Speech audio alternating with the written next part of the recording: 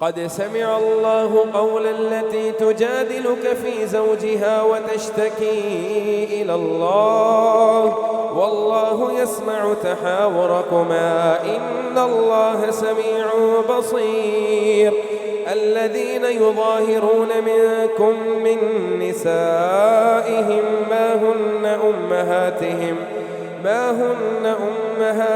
إن أمهاتهم إلا اللائي ولدنهم وإنهم ليقولون منكرا من القول وزورا وإن الله لعفو غفور. والذين يظاهرون من نسائهم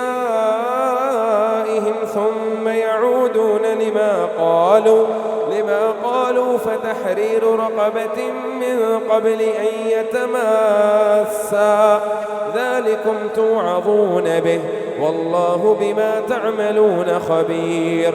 فمن لم يجد فصيام شهرين متتابعين من قبل أن يتماسا فمن لم يستطع فإطعام 60 مسكينا ذلك لتؤمنوا بالله ورسوله وتلك حدود الله وللكافرين عذاب أليم.